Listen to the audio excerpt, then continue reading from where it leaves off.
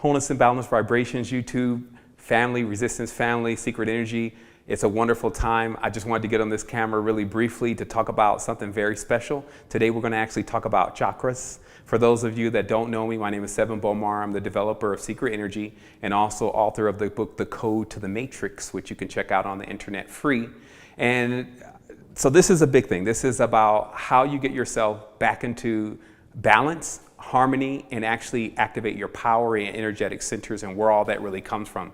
I hear a lot of people talking about chakras, and it's pretty much a common term now. But if you ask a person, so where does the chakras come from and what is their true purpose, then you get a lot of hazy answers. So today we're going to clear up a lot of things about what chakras do and how they formulate themselves, and also what can happen to them and how that can cause some issues for you. So the first thing is remember, our goal is to enlighten and activate as many people in the world as humanly possible and over-humanly possible. And what I mean by that is when you get into activation, you start realizing your connection with all things. And so you start realizing that it's just not humans that we're trying to activate here. There's an entire group of species that all need that next level of transformation. So that's what we're here for. And so again, chakras are basically geometric worlds.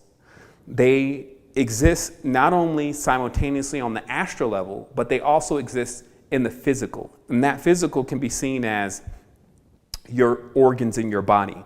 So chakras are primarily formed of light, ether, and sound.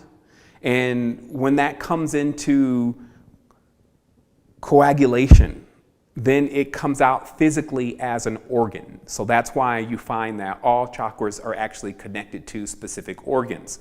So this oscillation that goes on with the chakras is actually the vibratory frequency of each organ. Each organ is actually supposed to vibrate at a specific frequency, and that frequency means that it's healthy. So what happens is that in this vibration, you can now realize that's why they call it an organ. Like in church, they play the organ, right?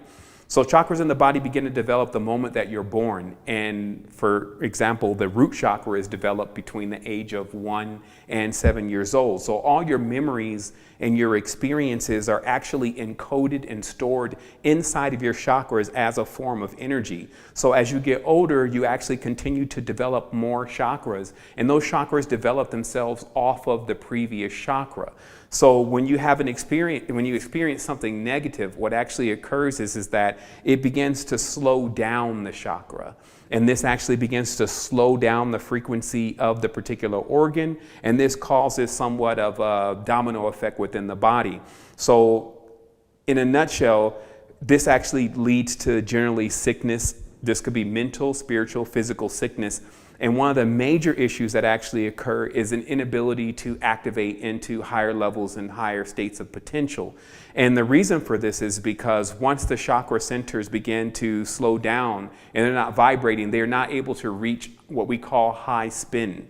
And that means that there's no clear energetic flow in the body, and there's actually some blockages. And this is pretty much the #1 reason why many people don't have connection to what they call their higher self. Now, to clarify, what the higher self is another variation of you on a graduated stage, because you do have multiple planes of existence that you do inhabit even now. Like when you go and let's say have a dream, you're actually dreaming inside of one of your chakras. So what this is really about is this is about unblocking those chakras and allowing the energy to flow so that you can make contact not only with your higher self, but with all that there really is.